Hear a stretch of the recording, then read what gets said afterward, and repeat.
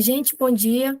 Hoje eu estou aqui com meu amigo Diogo Verscaldi, que vai nos contar um pouco sobre o trabalho dele como escaldo e também vamos falar um pouco sobre também as questões de música da era Vick, o que inspirou ele a seguir essa carreira. Diogo, seja muito bem-vindo aqui ao canal The Viking World. É um prazer estar aqui recebendo mais um escaldo aqui para o nosso canal. E eu queria começar te perguntando como que começou essa sua jornada pela era Viking, questão de mitologia nórdica, o que te inspirou a querer seguir essa carreira?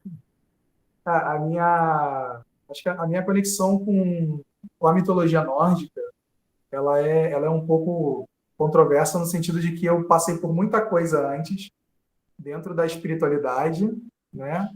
E aí, com o tempo, eu fui acabando me aproximando mais. Engraçado que eu sempre tive contato com a mitologia nórdica desde pequeno, questão de livros, questão de livros de mitologia mesmo, que a minha mãe sempre comprava, tudo. E eu sempre fui mais bandeado pro lado da mitologia céltica, da mitologia grega. E aí, quando o pessoal falava assim, mitologia nórdica, eu falava assim, não, deixa de lado um pouquinho para estudar outras coisas. Só que quando eu comecei a ficar, quando eu cheguei na idade adulta, eu procurando uma linha espiritual para eu começar a me situar, eu não me encontrava em nada. Né? Parei no candomblé, não me encontrei, parei no espiritismo, não me encontrei. Tentei o druidismo um tempo, também não me encontrei.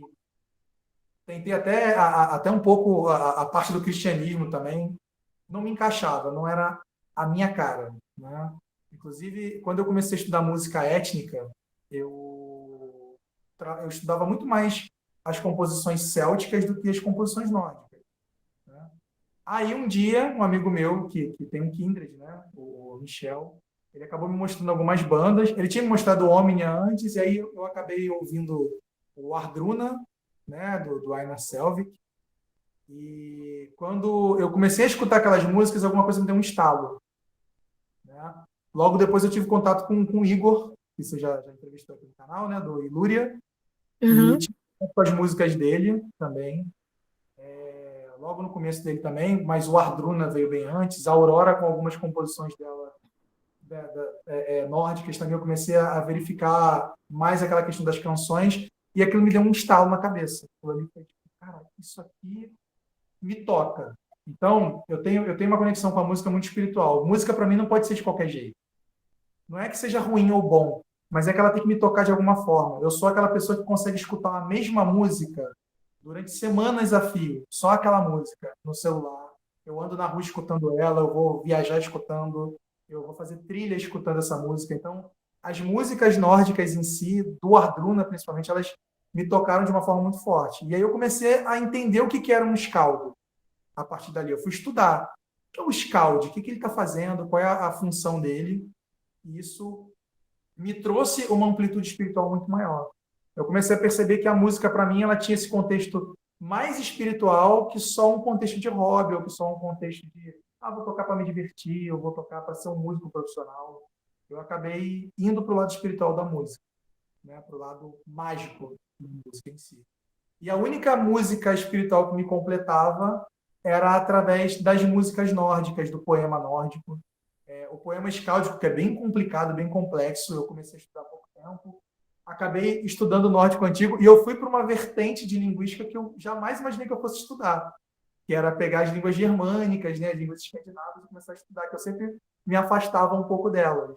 Eu sempre ia mais para o lado latino, francês, italiano, aquela coisa toda.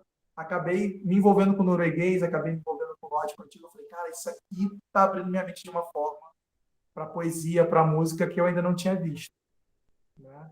Eu compus uma música em nórdico antigo, ainda não, estou musicando ela ainda, que é Noatum, é uma homenagem ao deus Njord, né, ao deus Njord, e tem uma em norueguês, Tjodsostre, que é em homenagem a mulheres realmente que vão para a guerra, né, acabam morrendo nas guerras. Então, essas guerreiras de verdade que vão para o Valhalla, lá, aquela coisa, eu acabei fazendo uma poesia para elas e também estou musicando. Então, foram meus primeiros contatos. Isso me traz uma paz dentro.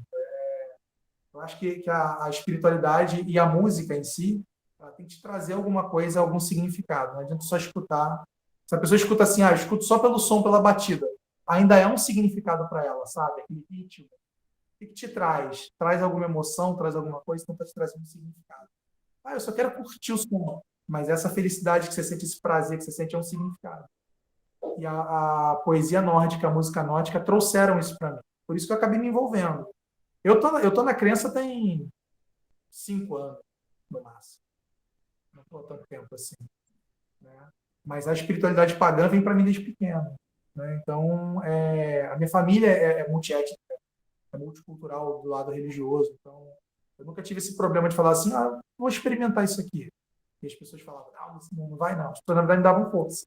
Minha mãe me deu muita força. Eu falava para ela, olha, eu decidi que eu quero seguir a linha tal. Ela falou assim, tá bom, pô, beleza, tá se sentindo bem? Vamos lá então, me fala um pouco. Né? Meus tios faziam isso, meus primos sempre perguntam. Então, é uma família que está sempre unida dentro dessa parte de espiritualidade. E a música fez muito parte disso. Né? Faz muito essa questão. Eu tive conexão principal com a música no ano passado no blote do Kindred Spiritual, né? Agora Santuário dos Lobos, do Rede. E eu toquei no blote, né? Foi maravilhoso, foi meu primeiro contato com a Lira Kravik dentro de um blote. Ela foi, como é que eu posso falar? Ela foi purificada, né? Dentro do blote, dentro da questão do que teve no blote de Iol. E aí ela passou por esse rito de purificação também, dentro dos ritos do blote, e isso foi muito importante. Ela é um instrumento bem mais simples do que, por exemplo, a lira que o Igor tem, ou que outros musicais usam. Foi feita pelo Leones, né? Depois, se você quiser, eu passo até o link para você divulgar o trabalho dele. É um luthier muito bom. E é meu primeiro instrumento nórdico. Então, tipo, o significado que ela tem para mim é um significado espiritual mesmo, mágico. Às vezes eu durmo com ela do lado, assim, sabe? Agarrado, para de durmo. Então, acho que a conexão que a música tem para mim é isso.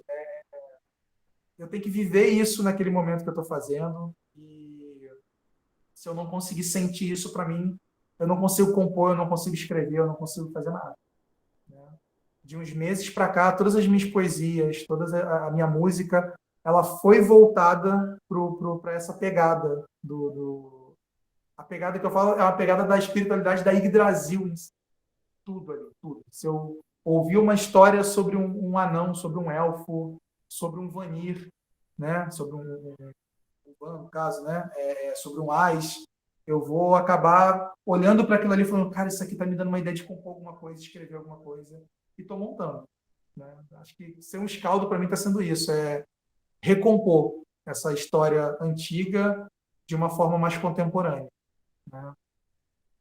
Nossa, muito interessante, uma trajetória bem marcada por várias influências e é uma coisa assim bem, realmente você entrou aquilo de cabeça e descobriu que aquilo era a sua vocação. Achei muito bacana isso. E a pergunta que é a chave central, o que é um escaldo? O que é ser um escaldo? Bom, se a gente for contar da questão da palavra, né, a palavra escalde, no Skaldar, né, no norte antigo, acho que é assim a pronúncia, estou dando mais olhadas, tem o proto-germânico nórdico antigo, então mistura muito, mas Skald em si significa poeta. Né? A grosso modo, a gente pode dizer que Skald é uma palavra que vai significar poeta em português. Porque, na verdade, é isso que eles eram, né? A questão de você contar uma história usando aquele sistema de métrica, né? Ou o encantamento baseado no Galdralag também, né? O sistema métrico que eles usam, torna isso o ato de você ser um poeta nórdico, no caso. Então, o Skald, ele difere um pouquinho do poeta comum nesse sentido, mas não deixa de ser. Se você falar assim, um poeta sufi, o que é ser um poeta sufi? Tem aquelas características da poesia sufi lá. Tá aí. O que é um poeta escalde? É um poeta que tem aquela característica da poesia escáldica nórdica. Mas, dentro do ponto de vista místico, do ponto de vista espiritual, o escalde é um guardião das tradições, ele é um guardião da magia. Ele é aquele que mantém as palavras. Os vikings são orais, né? A tradição deles é oral. Então, a gente foi ter escritos com os cristãos, na verdade, sobre a era viking, né? Então, né, os Snorri Sturluson, né, com a Edda em prosa dele, se a gente for olhar, na verdade, veio dos clérigos, né? Eles sabiam escrever e foram passando o conhecimento do povo deles que já tinha sido cristianizado. Então, o que é o Scald? Ele é um poeta oral, ele vai passar a tradição do povo dele através da palavra, e a palavra tem poder, né? A gente sabe, eles sabiam disso. Talvez por isso seja tão ligado ao encantamento, à oralidade, ser tão mágica para os Scalds em si. E até hoje isso é passado dessa forma. Então, ser um Scald, na verdade, é você manter o seu foco em contar a tradição, é você manter o foco em homenagear seus antepassados de forma ativa, através da sua palavra, através da sua voz. É ser comunicador, é ser uma pessoa que está atenta a tudo relacionado à arte, né? E se portar como um poeta, agir e sorver a essência da vida através de uma visão da arte nórdica. Acho que isso são os causos. Não, muito interessante. De fato, assim, uma coisa assim bem realmente histórica, esse envolvimento da música com a poesia, né? É o que me leva também à próxima pergunta, que é justamente como que se cria uma música com a poesia histórica? Essa que é a grande questão, como que se transforma em música?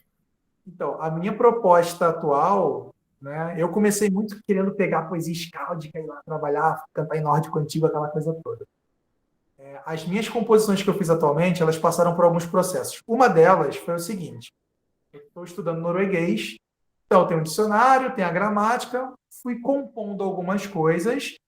Aí uma amiga minha, a Paola, que é escritora, né, Paola Giometti, você fez Sim. entrevista no canal, Não, ela ela... ainda vai vir, em julho.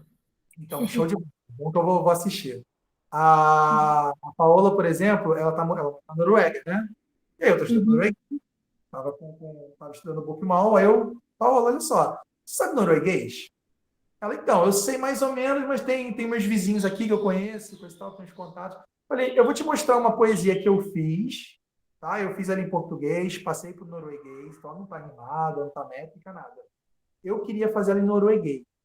Eu queria muito que você encontrasse alguém que pudesse me ajudar com isso. Então, ela mandou para os vizinhos dela e o pessoal corrigiu para mim, botando, esse termo aqui é usado melhor, esse aqui se usa desse jeito, se você quer uma coisa mais tradicional, usa isso. Aí eu consegui compor uma música. Mas, geralmente, eu componho primeiro em português e eu busco maneiras de traduzir. A Noatum, que eu estou compondo agora, ela, ela foi escrita em português, e aí eu usei uma outra fonte. Eu escrevi ela toda em português, fiz do jeito que eu queria, baseado no... como é que é o nome? Grimning Ismal. Acho que está no Grimning Ismal, 27. A estanza que fala de Noatum. 67? Não. Não, 67 é outra. É do... Eu acho que é 67. Eu não sei agora direitinho, mas está no Grimning Ismal. E ela fala de Niord e sua morada em Noatum, né? Que é a morada dos pescadores, da pesca. E aí, o que acontece? Eu li aquela estanza e compus uma poesia toda em português, né? E aí eu falei, pô, cara, eu não sei muito nórdico antigo. Aí eu fui lá no chat GPT, falei assim, cara, tu sabe nórdico antigo? Aí ele, eu tenho aqui no meu banco de dados algumas coisas, eu falei assim, olha só, eu tenho esse poema aqui em português, eu preciso que você dê uma olhada e veja como fica em nórdico antigo.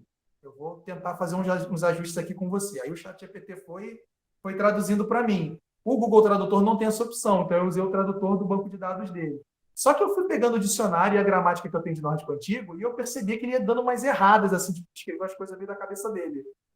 Aí eu ia conversando, eu falei, gente, tô ficando doido, tô conversando com a máquina. Então, cara, não é isso, olha só, essa expressão que você está usando aqui é outra coisa. Aí fica aquela coisa aí, perdão, eu errei isso aqui, não sei o quê. Então, tenta ver por isso aqui. Eu acabei estudando por ali. Então, eu descobri que quando eu componho alguma coisa em português, que sai muito mais fácil para mim, e eu utilizo ferramentas assim, tecnológicas, para fazer essas traduções, eu acabo tendo que estudar para verificar, não dá para confiar 100% em máquina. Então, essas duas traduções eu fiz dessa maneira. Mas, basicamente, qualquer composição minha, elas são feitas em português, com base no que eu estou sentindo, com base no que eu estou fazendo ali na hora, com o que eu estou lendo. E aí, depois, se eu quiser compor num outro idioma, eu vou procurar ferramentas se eu não souber o idioma. Por exemplo, se eu quiser compor em inglês, eu não preciso. Eu estou falando fluente. Eu posso ir direto. Espanhol também, muito pouca ajuda. Mas se eu quiser compor em nórdico antigo, norueguês, eu vou precisar de alguma ferramenta. Basicamente é isso. Português, traduzo para outra língua se eu quiser.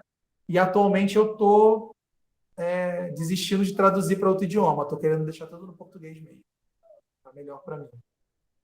Ah, tá certo. Então, eu acho que você é um que vai compor em português, que o Igor falou assim, tem um projeto, não posso dizer quem é, mas vai compor em português e eu estou ajudando. Não sei É, se... ele me dá umas dicas muito boas mesmo, né? Ele chegou a sugerir que eu tentasse alguma coisa em tupi antigo, ou tupi, né? Porque é uma língua de tudo também. E aí eu falei, eu acho que não combina. Até falei com ele, falei, Igor, não combina, eu acho que eu vou deixar em português mesmo. Tá? Vou começar. Ah, tá. Então, a minha composição é assim, eu leio, me inspiro e escrevo. Em português, eu costumo escrever na forma de soneto, né? 2 quartetos, 2 tercetos e vou escrevendo. Se eu tiver que passar para um outro idioma, eu vou escrever a poesia de qualquer jeito e tentar verificar lá o silábico no outro idioma. Aí eu já uso outras ferramentas, ChatGPT, Google Tradutor, procuro estudar na internet como é que funciona a rima, a métrica daquele idioma para poder saber como que eu posso colocar. E aí, para colocar a lira, eu utilizo a própria métrica. Por exemplo, os poemas, os sonetos em si, portugueses, né? Eles são 2 quartetos e 2 tercetos, e os versos costumam ser decassilábicos ou 12 sílabas, né? Alexandrinos, né? Então, esses versos, como eles, por exemplo, se tiver 12 sílabas aquele verso, eu vou tentar fazer a composição dedilhada na lira baseado naquelas 12 sílabas. Então, aquele verso vai ter mais ou menos 12 notas compostas na lira. Né? Se tiver menos notas, é porque eu estou mantendo um alongamento daquela nota. Eu vou estudando isso e vendo o que mais me encaixa. No Atum está sendo escrito assim. Né? Ela está sendo escrita a cada sílaba da poesia, eu estou compondo alguma coisa da lira. Né? Então, estou trabalhando ela com isso. Vai ser a minha primeira composição pesada, assim, que eu estou botando mais instrumento, estou botando algumas coisas. Então, é um trabalho demorado para mim. Né? Eu tenho TDAH, então, se eu ficar focando numa coisa muito tempo, eu posso estar empolgado com aquilo e daqui a 20 minutos aquilo não me interessar mais.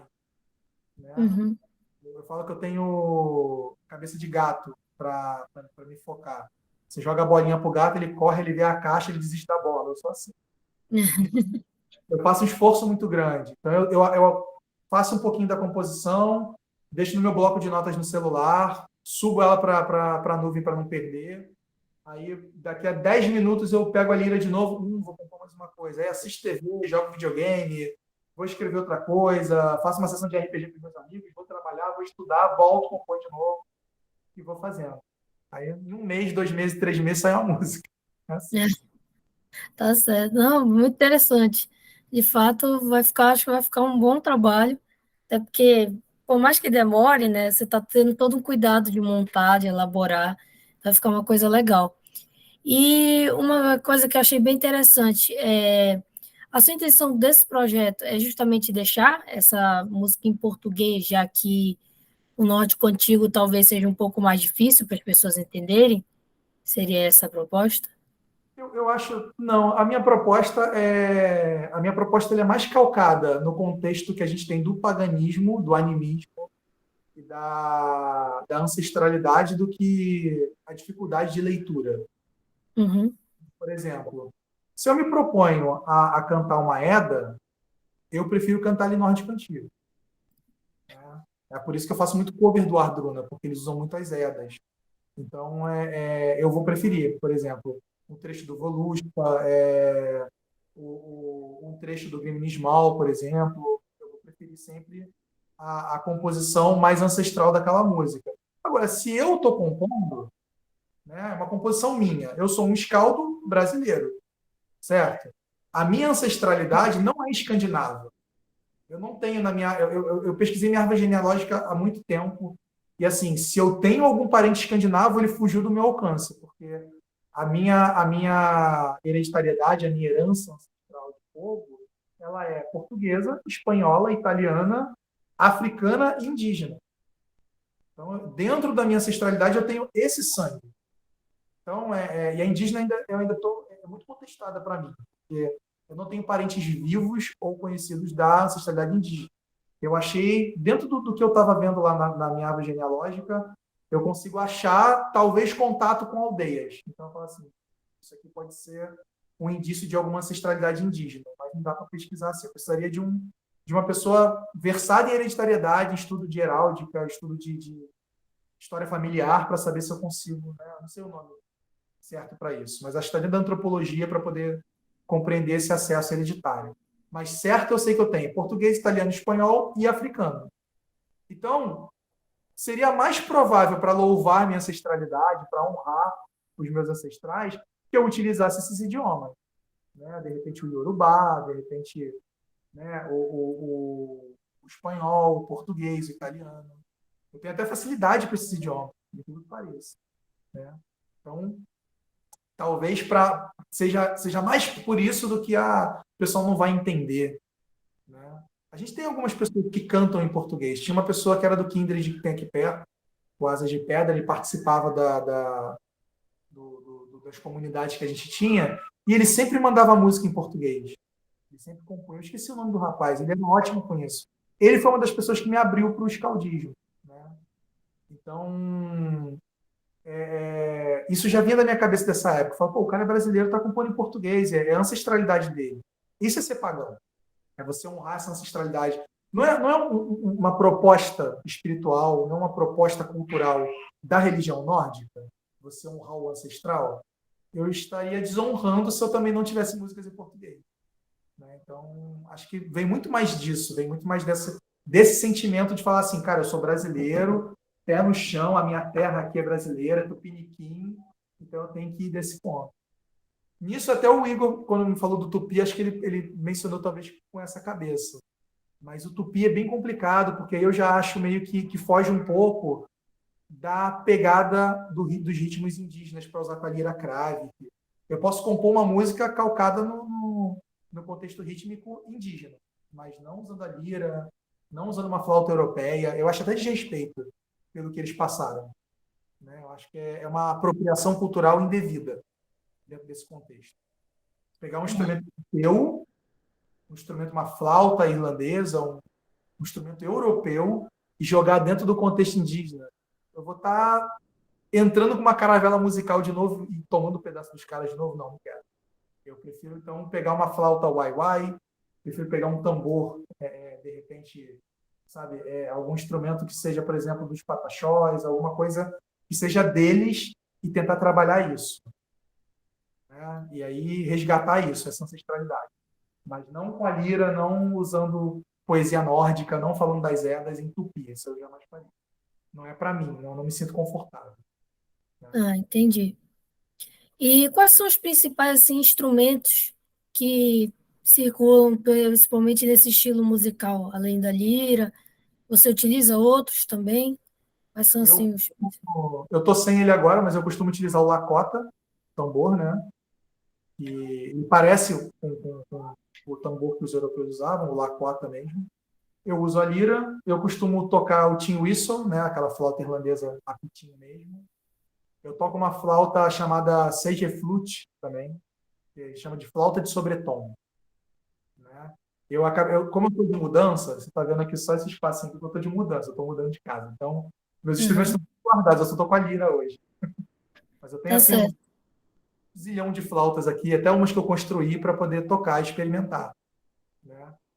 Mas toco outros também. Toco a zampônia, que é aquela flauta de pano, aquela de bambuzinho. Toco também a zampônia. Uhum. Toco flautas indígenas. Eu tenho uma flauta de osso wai-wai também. Ela é de osso de veado, então ela é difícil de tocar, porque a embocadura lembra muito a embocadura dele. Você não tem a base, você tem que usar o seu próprio lábio de apito. O meu lábio é fininho, eu não consigo, às vezes, tocar aquela flauta. Ah, entendi. Tenho flautas chinesas, tenho algumas flautas aqui de outros lugares, e toco flauta transversal clássica também. Né? Então, eu era muito da flauta, a lira me chamou a atenção, eu fiquei apaixonado, fui para a lira. Toco violão, toco um pouquinho de teclado. Né? Ah, legal. Mas Então, muito instrumentalista. para a composição das poesias que eu estou fazendo agora no momento, é a lira e as flautas. né? E o tambor, no caso. Estou usando esse. E vocalização também, né? Eu estudei um pouco eles chamam de throat singing, né? O canto do van, aquele que a gente faz com duas notas, né? E aí eu, às vezes, Uhum. acabo fazendo um som ou outro, como se fosse quase um mantra, né? Para ficar entoando aquele som com a musicalidade dupla da garganta, para poder fazer isso. Mas eu não domino muito, então eu evito ficar abusando. Pra não ficar feio também. Tá certo. E, Diogo, uma coisa que eu achei bem interessante, que eu sempre pergunto para os músicos, é o seguinte, por exemplo, o mercado musical hoje em dia, ele está já crescendo nesse setor da música nórdica, ainda precisa crescer mais? Como que está assim, a situação para quem compõe, né, esse tipo de música aqui no Brasil? As pessoas gostam? Tem um público mais seleto? Qual é a sua visão em relação a isso? Assim, o público é de nicho, né? Quem escuta música nórdica é o público pagão, em geral. Não é nem só o público ou Alsatruar ou Ritmo. Não é só essa galera. A galera pagã, em geral, quem gosta do paganismo, seja como simpatizante, como membro de alguma fé, escuta essas músicas porque se identifica. Né? São músicas tribais, que têm uma pegada mais da natureza, então eles se identificam. Então o nicho é esse. Para quem é músico e quer comercializar, eu acho que é esse. Se a gente pegar, por exemplo, o público do Ilúria, que é brasileiro, né? E pegar qualquer outro nicho que a gente tem aqui, a gente vai ver a diferença. É muito diferente. A base é bem, né, é bem pouca comparado. Mas está crescendo, sim. Acho que à medida que a gente começa a ver mais esse sobressalto do paganismo na mídia, né, nas pessoas falando mais dele, as pessoas saindo um pouco da vertente padrão, né, espiritismo, matriz africana e cristianismo, acho que a gente está começando a verificar um pouco esse crescimento, essa visibilidade do paganismo. Eu não falo nem que está aparecendo mais gente. Eu acho que a gente está ficando mais visível. E aí as pessoas estão procurando mais. Né? Eu tive o meu canal, por exemplo, meu Instagram ele é muito pequeno, ele está com 270 seguidores. Ele teve uma crescente muito grande agora, à medida que o pessoal foi divulgando dentro dos grupos pagãos. Aí começou a aumentar. Eu fui de 200 para 270 em um mês. Aí eu falei, pô, deu um aumento considerável aí, mas quando você vê as pessoas que estão seguindo, é do nicho.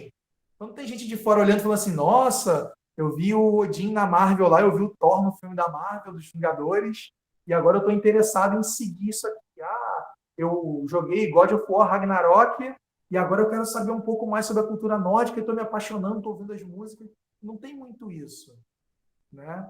Se você parar para ver, quando eu vou tocar a música para as pessoas, por exemplo, com relação às músicas que eu toco, eu falo assim, vou tocar essa música aqui, ela fala sobre isso. Nossa, que interessante essa música. De que banda é? Eu falo, Eduardo Luna. Vou tocar essa música aqui, ela fala sobre o Deus Braga, não sei. Nossa, de que banda é? Eu falei, do Projeto Ilúria, banda do Igor. Cara, é brasileiro? Eu falei, é brasileiro, entendeu? Vou tocar essa música aqui. É sua? Eu falei, onde é que tá? Eu falei, não tem ainda, gente, tem público. Entendeu? Então tem muito isso. Agora, pega, por exemplo, Valhalla Calling, do Miracle of Sound, que é uma música que tem uma pegada de rock, não é pagã, ela tem uma pegada de rock. Foi feito, Sim, acho que, para Assassin's Creed, né, Valhalla, né, ou para o Thor Ragnarok. Foi feito para um deles, para o Thor Ragnarok, para o God of War Ragnarok. Foi feita para foi um deles, pro Assassin's Creed Valhalla. Valhalla, não foi? Foi. Então, essa música, né, essa coisa do Valhalla, tem aquela coisa deles cantando, cara, aquilo estourou, entendeu? Mas estourou por causa do jogo, né? Foi. Por exemplo, teve um evento agora, tenho certeza, se eu tivesse pedido para o cara tocar essa música lá, eu tivesse ido no anime OK lá e cantado essa música, todo mundo que estava ali embaixo ia cantar comigo. Mas não é porque todo mundo entende o que é Valhalla, acho que até mesmo o Python, acho que ele também não entende muito o contexto espiritual, religioso do que ele colocou ali. É um músico, ele falou sobre Valhalla, ele estudou aquilo ali, entendeu e falou, cara, isso aqui é muito assim, beleza. Né? O vocalista do Miracle of Sound também, quando eles compuseram essa música, acho que eles não estavam olhando isso num sentido religioso. É uma música heróica, uma música épica, né? Falando, vamos pegar o barco, vamos fazer isso, Valhalla me espera, é matar ou morrer. Que legal. Uhum. Mas, por exemplo, você conhece My Mother Told Me, né? Quatro Sim, isso viralizou demais, isso depois da série Vikings. entendeu? Você conhece? Aí, aí você fala assim, você conhece essa música? Ah, da série Vikings. Ah, do jogo tal. Eu falei, mas não é bem essa Não é música. bem assim. Ela é parte de um poema do, como é? Da saga de Egil Skallagrímson, parece, né? Isso. É, Eu acho que é da saga de é, Egg mesmo. saga de Egil, é um trecho que tem lá. Sim, sim. Aí é muito forte, porque é uma das atestações que a gente tem sobre o tal verbo. Vou botar verbo, desculpa, bem grosso modo, tá? Sobre o verbo Uhum, vingar, por aí, né? E ser viking, né? Aquela coisa de. sim. Sabe? Minha mãe me contou que eu iria com os vikings, eu ia ser viking, eu ia pegar um barco e eu ia saquear e eu ia ficar rico. Entendeu? Uhum, Tipo, ficar a música. entendi. E todo mundo canta isso maravilhosamente. Oh, my mother told. Eu me somewhere I will go. Mas o É original não verdade. é assim, né? O original você não está comprando barco, não, tá? Então, não, você vai pegar o barco com os vikings e vai saquear e vai matar gente e vai ser assim, ó, né? Você pega eu até falar home, né? No original ele fala outra coisa, né? At melting mode, at melskill de calpa, freio fagrarora, para brot med vikingur. Vivo para é, Hirupneri, Aldespatio Rafna, Rova Manokana. Tipo, matar muitos homens, matar muitos, entendeu? é, Tipo, muitos homens, derrubar sim. muitos homens, subjugar muitos homens. Cara, olha o significado, o peso da poesia da original. Aí eles até botam Rumen, Fulmen, tipo, matar muitos inimigos. Mas o Rogva Manokana, tipo, é uma parada bem forte. Tipo, não, é para dizimar mesmo, sabe? A gente vai estraçalhar, não tem isso. Então, tipo, é pesado, Uhum, é pesado. Então, a nossa cultura espiritual, quando a gente joga para o contemporâneo, a gente ameniza, mas a verdade é que a nossa fé ela está falando de uma cultura, né? Ela canta, ela louva uma cultura, uma mitologia baseada num povo que era bem bélico, era um povo que o ato de ser viking não é, são os povos vikings, não, cara. Essa galera viking era a galera que pegava, ia saquear, ia fazer isso. É o ato de ser viking. Então, uhum, tem uma atestação aí. Aí o pessoal que estuda história me corrige se eu estiver errado, mas eu aprendi muito assim, inclusive com alguns trechos do Neve falando sobre essa questão. Rafael também conversando comigo daí da BR, essa questão do ser viking. É muito mais do que você é um povo viking, é o ato de você ser aquilo ali, de você existir. não é associada a um povo. É, De fato, ela é associada a uma questão do ofício.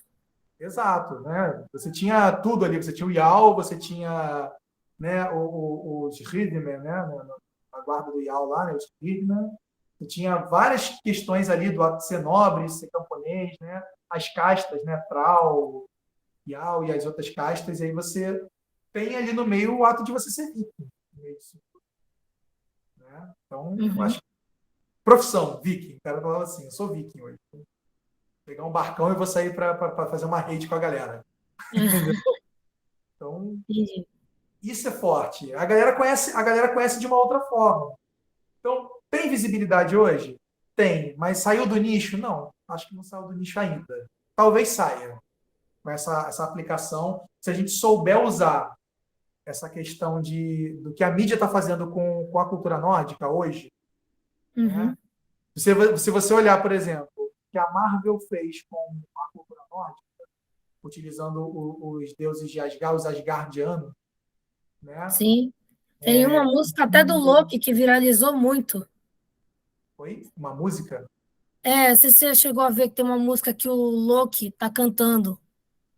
Ah, é? Não vi. Na série Loki teve uma música que viralizou também, que ele tá cantando, diz que em Nórdico Antigo, digamos assim, o pessoal gostou pra caramba, porque botaram a música e tal, e aí viralizou o momento que ele tá cantando. Ah, sério, eu vou dar uma olhada depois. É que eu não vi a série ainda, mas vou procurar. Né? É, Aí a música foi assim um estouro também. Quando ele começou a cantar, o pessoal começou, aí começou de novo aquele bafafá, ei, música da Era Viking, como o pessoal diz, chama. Diz. A gente tem que lembrar, né? Quando a gente está falando do povo asgardiano, a gente não está falando do povo nórdico, a gente está falando de alienígenas numa cultura de quadrinhos, né? É uma Isso, releitura do povo nórdico. Então, é isso que eu falo para o pessoal, mas isso não tem nada a ver com a cultura que você está falando. Eu falo, mas eu não me ofendo com isso, eu não me ofendo nem com a série Viking, né? O pessoal ninguém tem problema com isso. não é historicamente acurada, tá? Mas é um romance muito legal. É uma ficção interessante de você assistir, né? Uhum. Eu gosto Eu muito. acho que tem que também ter um cuidado com esse negócio, esse termo de dizer música da Era Viking. É, É música concordo. da Era Viking cantada pelo Loki. Tipo, não é da Era Viking, foi mal. Ela foi Uma música feita com um para tema série. nórdico, né? Uma É, música com um tema nórdico. Eu sempre falo não assim. tem lógica, é. Quando, por exemplo, a série Vikings, né, o pessoal fala, pô, mas você concorda? Eu falo, cara, olha só, eu sei que o Rolo não existiu na mesma época do Ragnar e tampouco foi irmão dele. Ah, eu sei Isso que o mesmo. Bjorn, do jeito que ele é pintado ali, ele parece um outro personagem. Mas sabe como eu vejo a série Vikings, por exemplo? Eu vejo a série Uhum. Vikings. Ragnar, para mim, é a personificação de Odin. A Isso, morte dele com as serpentes é o envenenamento de Thor pela Jormungandr. E também a questão histórica do rei Eila ter matado Ragnar no Poço de Serpente. Mas ele morre com o olho fechado, isso, reassumindo a própria fé, reafirmando a própria fé, depois de tentar se enforcar numa árvore com um cavalo. Né? foi. Ele é a personificação de Odin. Quando ele morre, a personificação de Odin vai até os filhos dele e jogam aquele poema, né? O que os porquinhos vão fazer quando souberem que o javali morreu? O Giovanni morreu, é. Um poema nórdico também. Então, assim, é tudo colocado em cima de Odin. É tudo colocado em cima de Odin naquela hora. Ele é a personificação de Odin. Para mim, a personificação de Bjorn é a personificação de Balder. É o Isso. perfeito. Não O morre filho com perfeito, ninguém. o filho bonito, aquele que vai morrer. Ele morre na mão do Ivar, que é a personificação de Loki, ele rasteja igual a serpente. Né? Ele É morre, isso. né? Ele, Perfeito, ele, perfeita ele, colocação. igual a serpente, ele morre pela mão de Loki pelas mentiras do Ivar. Ele acredita que não vai ser morto e o Ivar no final trai ele. Né? Lagertha é a personificação de Freya e Frigg, né? Também. Na verdade, Isso. a Helga, para mim, é mais a personificação de Frigg. Né? Ah, sim. E o próprio Flock seria uma das personificações de Loki, mas eu não vejo ele muito assim, não. Eu vejo o Flock como Njord, na verdade. É, eu também vejo mais isso. Eu vejo ele como Njord, sabe? Eu não vejo ele George muito tem um certo momento que é deixado pela esposa. O que que acontece com o Flock? A Helga larga ele em um certo momento, que Onde Scald ele conhece Helga, se você George. onde ele conhece Helga, é nas montanhas, ele não conhece nos barcos. Isso. E quem é a deusa das montanhas da neve? Scald. Ele casa na beira do mar com Helga, né? Isso. E é uma representação forte de Skadi naquela hora, mas o fato de Helga ter filhos, aquela coisa de querer ter filhos, eu vejo ela muito como Frigg também. Né? Isso. Então, vejo Frigg também na mulher do Jarl, daquele Jarl que o Ragnar mata também, a Sif, Ah, né? sim, logo do primeiro, né? Eu vejo muito também. Eu via muito o contexto do Bjorn em alguns contextos, como se ele fosse Thor também. Mas isso é mais visto com outro filho também, com. Ai. O Bjorn faz muito esse papel para mim. Mas em alguns contextos, com relação ao casamento, aquela coisa, eu vejo muito com o filho mais velho, sem ser o Bjorn. Caraca, esqueci o nome dele. Ai, meu Deus. É o. Peraí, temos o Rivstek, o Sigurd, o Aiva. Que parece o Ragnar. É, o que parece o Agna, é o. Caraca, Gente, viu o nome? esse nome um dos mais importantes. Ele vai com o Flock para a Islândia, né? Então, Isso, mas o pessoal vai saber. Qualquer pessoa que vê o vídeo vai saber quem é, porque tem essa questão. Ele. Caraca, eu esqueci o nome do cara, meu. Agora vai ficar na cabeça. Então, assim, O Ubi? eu vejo essa série como uma personificação do Ragnarok. Sim. Eu vejo essa série como a personificação do Ragnarok. E o Vikings Valhalla é a personificação da divindade, né? A personificação do fim de tudo, do Valhalla, da guerra acontecendo, né? Um deus cristão, aquele outro, aquela coisa já consolidada. Então, assim, eu não tenho essa pretensão de ver Vikings como se fosse uma coisa histórica, né? Como se fosse uma coisa acurada, né? Tudo. Então, Ô filho de Freia, Ah, filho de Freia. Já ia dizer. tá aqui chamando a atenção. Então, assim, eu não vejo muito essa personificação da mídia, desses romances, como se fosse uma coisa acuradamente histórica e não precisa. Eu não preciso que o Loki da Marvel seja igual o Loki sabe, irmão de Odin. Na Marvel ele é filho de Odin, adotado. Ok, tudo bem, não tem problema. Ele é meio irmão de Thor. Ok, tudo bem, não tem problema. Entendeu? Não vejo problema nessas conjecturas, nessas criações. Eu acho que é uma ficção e é interessante de você ver. Traz muita gente para o meu lado, na verdade, né? O pessoal olha É, isso aqui no pescoço e fala assim, nossa, isso é um Mjolnir? é um Mione. Eu vivo numa cidade cristã que é devota de São Pedro. Um dos símbolos que eles usam nas missões é o T de cabeça para baixo, é a cruz de cabeça para baixo. É, Né? que é a Cruz de São Pedro. Então, quando eu usava o martelo antigamente, era assim, nossa, isso é a cruz de São Pedro? Não, cara. Não. Não, não. Isso é uma âncora. Ninguém falava que era um martelo, entendeu? Tipo, não, É, martelo, o entendeu? martelo, o martelinho, o famoso Martelo de martelinho. Thor. É, martelo de Thor. Falei, martelo de Thor. Como é que é o nome mesmo? Mjolnir, né? Tipo, tá, Mjolnir, né? Falei, então, isso aí. Ainda falava assim, Ah, o tá, é o Mjolnir, Thor né? da Marvel, né, que usa o Mione. O Mjolnir, né? Eu falei, o Mjolnir do Thor. É, o Mijo... Nossa, Mione, nossa. Né? Eles só foram aprender o nome Mjolnir por causa do filme do Thor. Então, cara, isso para mim é maravilhoso. Alguém falar o nome do meu Uhum. direito. Não, esse é o Mjolnir do Thor. Eu falei, é isso aí, é o Mjolnir do Thor, cara. Olha o Thor aqui, ó. Olha ele aqui, ó. Legal. Entendeu? É. Tipo, adoro isso, sabe? Então, não vejo problema. Tem muita gente que é muito purista, e eu falo, cara, tudo bem você ser purista, mas entenda que se você quer que a sua fé cresça, que a sua conexão com os deuses seja mais conhecida, você vai ter gente que não entende o teu meio, né? Então, por exemplo, se eu chegar para um cristão hoje e perguntar para ele sobre a fé dele, ele vai me explicar, né? Então, eu não quero essa mesma pretensão que algumas pessoas puristas têm. Por exemplo, tem alguns amigos meus que são cristãos que não assistem a Paixão de Cristo do Mel Gibson. É. E não, cara, uma ficção que está falando do teu Deus, sabe? Tipo, pô, Sim. sabe? Eu só não considero um filme bom, saca? Tipo, não, Eu não no vou, sentido. eu vou falar Não, eu pelo, acho que foi eu vou mal falar pelo feito. roteiro, ok. É, é.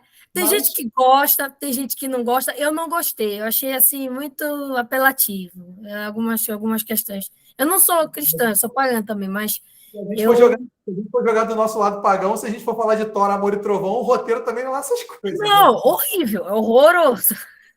É Pior, engraçado, mas o roteiro é péssimo. é, pior filme do século. Eu odiei. Eu tenho um ódio pelo Eu Thor achei da Marvel. engraçado, assim, uma ótima comédia. Achei boa comédia. Eu ri muito naquele filme. Aquelas Aham. cabras gritando, para mim, foi a melhor coisa. Pegaram o meme da internet da cabra gritando e jogaram no filme. Eu falei, nossa, toda vez que ela gritava, eu ria. Fiquei com pena dos pobres bodes de Thor.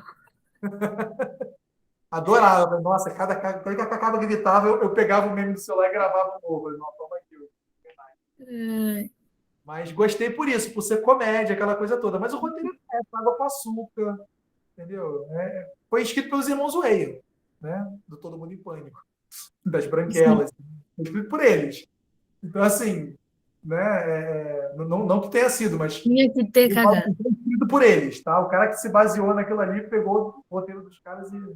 E se os irmãos Wayans escrevessem Thor, sairia aquilo, né? É, tipo isso.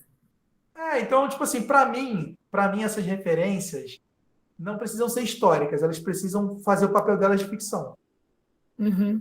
Estão contando uma história. Eu podia inventar uma história sobre Odin hoje, dentro do contexto histórico, pegar um pouco daquilo ali e inventar uma história sobre ele. Ah, mas isso aí não está na Eda. Eu falei, mas ninguém falou que a Eda é uma Bíblia, querido. A Eda é uma história escrita por um cristão. Você vira para digerir.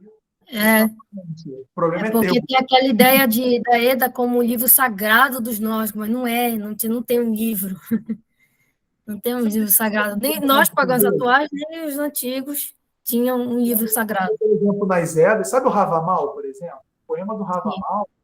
Sempre que eu leio o poema do Ravamal, por exemplo, a parte das runas, né, eu entendo de duas formas. Eu entendo uma pessoa, em nome de Odin, recebendo o conhecimento das runas, né, de repente recebendo aquele conhecimento místico, e eu entendo o Odin se sacrificando para ele mesmo, né, Uhum, quando ele fala eu me sacrifico a mim mesmo, e aí eu tenho acesso àquele conhecimento, né, dentro do que está proposto no Ravamal, na parte do Runimal lá. Então, assim,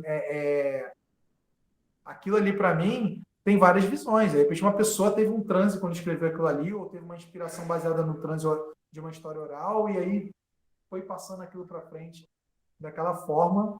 E tem a visão também que a gente tem dentro da própria frase do Odin, né? Quando ele fala, eu me sangro a mim mesmo, me sacrifico a mim mesmo, no sentido de conhecer. Então, a gente não tem como dizer qual é o contexto real daquilo ali dentro dessas propostas que esses poemas passam.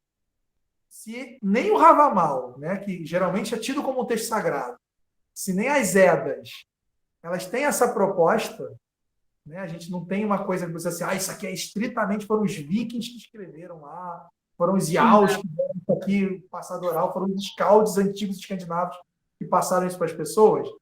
Se nem a gente tem como provar isso de uma forma tão sucinta, assim, tão sabe, escrito em pedra, literalmente, né, quase. Por que a gente tem que olhar para uma ficção pós-moderna, contemporânea, sabe? E falar que tá errado porque não é do jeito que eu quero. Entendeu? É isso que eu não coloco na cabeça.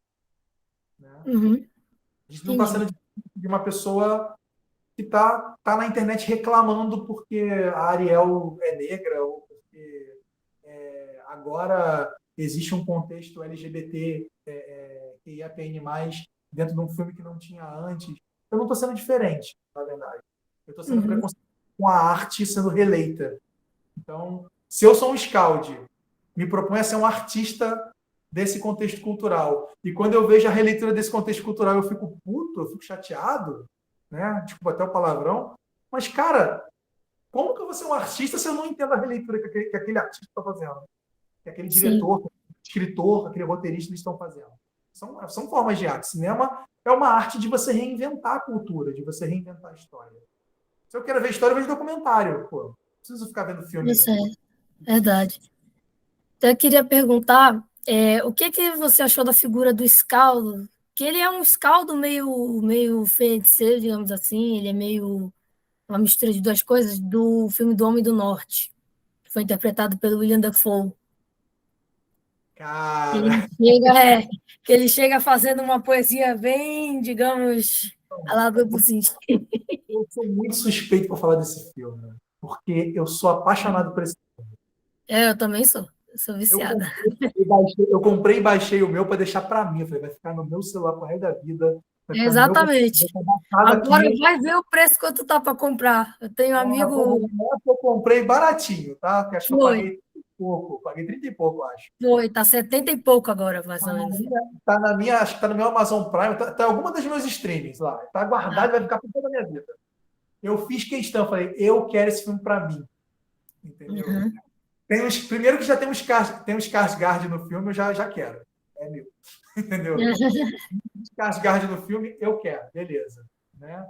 Então, quando eu vi esse filme, primeiro, eu não vi com a visão histórica, tá?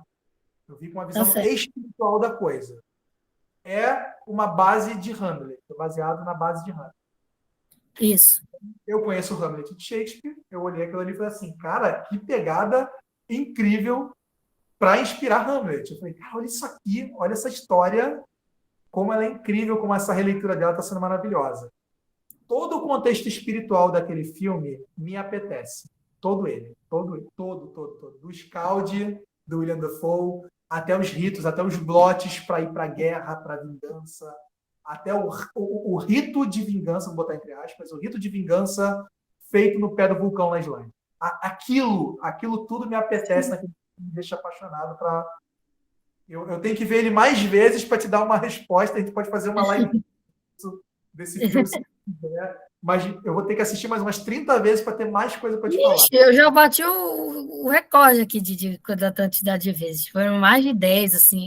Isso, falando mais de 10, mas foi muito mais de 10. Cada vez que a gente assiste esse filme, tem uma coisa a mais para você ver. Tem alguma pegada, Isso, alguma eu falei isso para o Marcelo, que faz tablet weaving, da Thorson Tablet Weavings. Ele é apaixonado também. Eu disse, Marcelo, tu tem que ficar vendo mais e mais vezes, porque tu vai encontrar coisas que tu quer naquele filme. Eu estou devendo esse mês, eu estou devendo o Homem do Norte esse mês ainda. Vou assistir ainda, antes que acabe. Estou devendo, mas eu já vi, vou assistir de novo. Então, é muito bom, assim. A questão do cisma do Scaldi, o Scaldi do Dafoe em si, assim, é uma pegada interessante. Né? É uma pegada interessante. Eu vejo mais desse Scaldi na formação dos Berserker também. Vejo muito na formação, como se fosse... Ali ele tem mais um papel de druida, né, do que um papel de druida céltico, do que um papel do Scaldi mesmo, ritualístico. Isso. E a gente tem aquele outro também que faz os encantamentos, mas eu não sei se dá também para dizer que é um Scaldi, aquele que está com uma roupa feminina. Aquilo é mais um Seidr, né? Eu acho que é mais um Seidr, nesse sentido, acho que é mais uma questão de feitiçaria. Ele usa muito ali de uma forma muito, muito atípica, ele usa muito Galdra. Magia, na verdade. Ele usa muito isso, né? Isso. Em forma da evocação da palavra para você virar para você uivar, aquela coisa toda. Isso. Na forma do sangue, na forma... Acho que é muito isso. Né? Uhum. Eu sou muito leigo no Seidr, então não posso te dizer muito o que é. Dá para você identificar muita coisa ali. Então, eu via muito por isso. A questão do Scaldi em si, eu vejo um Galdrer mesmo. Eu vejo a questão da evocação através dos ritos ali, daquela coisa mística dele. A forma dele de se posicionar é uma forma édica, né? Dá para dizer que é uma forma édica, é enigmático, né? Aquela coisa. Você fala o que tem que falar, mas eu não quero dizer tudo, sabe? Uhum. Entendi. É muito. Eu não sei. O William Dafoe tá acima para mim de qualquer coisa também. Então eu olho para ele e falo, Carl, eu tenho que ver de novo, de novo, de novo. Eu tenho muito que ver de novo, depois eu te passo uma posição, juro para você. Não, sem problema. Eu juro para você que eu vou estar dentro. Tá certo, sem problema. E uma outra questão que eu queria te perguntar, que é a pergunta mais difícil para qualquer artista: qual é a composição que você mais gosta do seu trabalho? Do meu trabalho? Eu adoro fazer essa pergunta porque eu quebrei todos os músicos. O Igor falou não. Pelo amor de Deus, essa pergunta não. Tipo assim, porque, tipo assim, porque ele disse assim que para ele não existe um filho feio, né? Eu costumo dizer que ele disse que não existe um filho feio, mas uma das que ele mais gosta, ele disse lá no vídeo.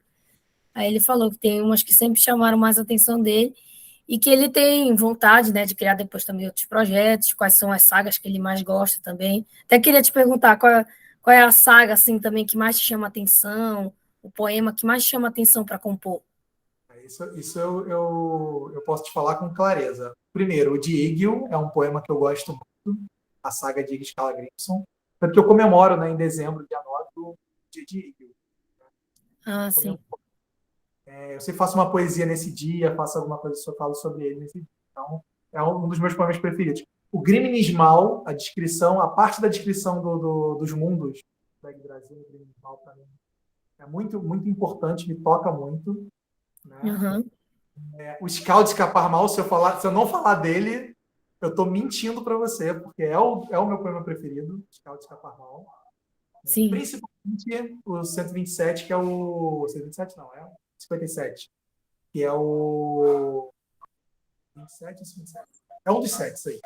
Mas que é o Encontro de Braga com a Troll, né? É o meu poema preferido. Ah, sim. Eu canto muito essa música do Ardruna. E a minha música preferida das minhas composições, eu acho que eu sou mais cara de pau com isso. A minha música preferida é o Pomar de Idu, uma música instrumental que eu estou compondo. E eu já tenho a base dela pronta. Eu vou tocar para você ver depois aqui no. Opa! Eu fiz em homenagem a um grupo que a gente tem no WhatsApp chamado Pomar de Doom, que é o. Não sei se você está nele, tá nele? Pomar de Doom da Mai. Não, esse do Pomar de Du, não. Eu até saí porque era muita mensagem no grupo, aí eu ficava. Eu Era também vou muita coisa, aceitar o eu não grupo. conseguia me concentrar. O Pomar de Doom é um grupo que fala sobre paganismo, sobre espiritualidade. A Mai trata esse grupo com muito carinho.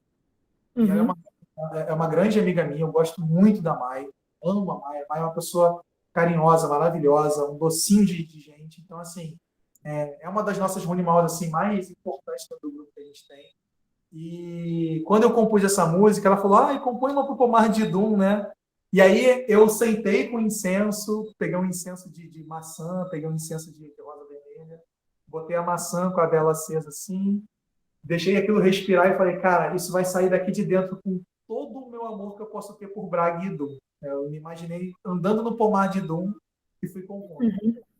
né? E aí saiu. Então, assim, ela é minha paixão mesmo. Essa música é minha paixão. Às vezes eu estou em casa e fico tocando ela de bobeira. Assim. Passo o dia tocando ela, para poder, entendeu? E a Entendi. minha preferida é no Atum, né, que eu estou compondo agora a parte, mas eu tenho uma parte melódica dela que eu também vou tocar. E é a minha preferida porque eu compus na gruta que eu dediquei para Niord, dentro dos meus ritos. Eu sempre passo no fim de semana, vou para lá, fico uma hora, 2 horas lá dentro da gruta, tocando lira, sozinho. E aí, essa é a minha música para ele mesmo. Njord é um dos meus deuses assim que eu tenho afinidade. Né? Ah, É meu, que bom.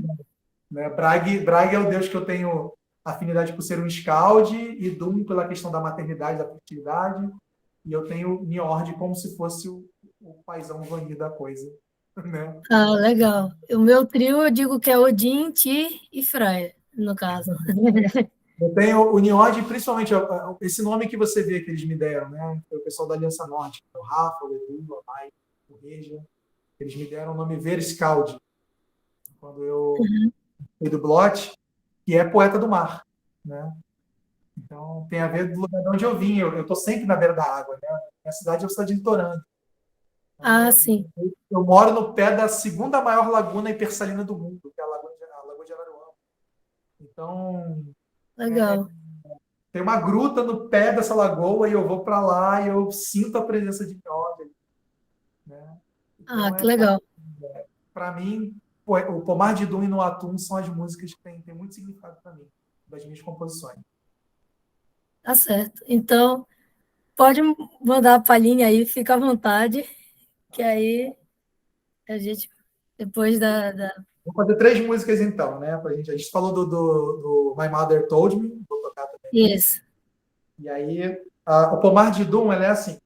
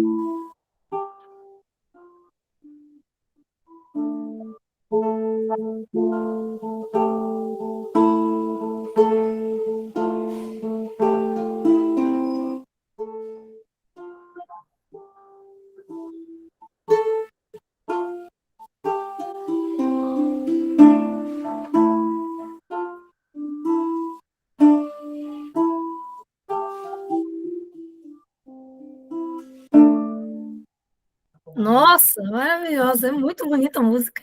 Eu sou muito apaixonado por essa música, sou suspeito para falar. Essa é a minha filha bonita. É. A Nothing, ela é.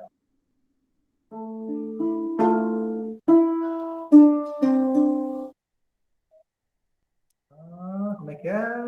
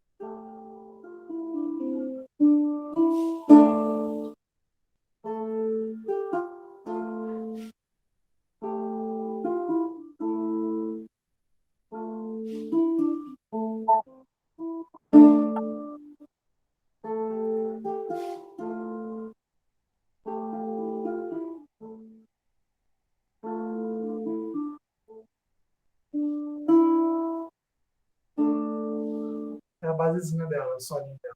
Ah, muito legal. Aí a música que a gente estava falando que o pessoal gosta muito, né? O pessoal É. conhece.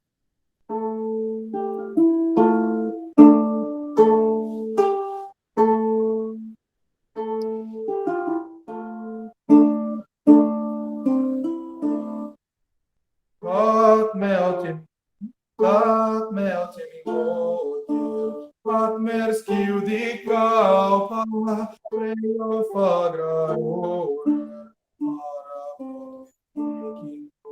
Standa upp i staden, stirra de runkleri, av deg svart jo hafnar,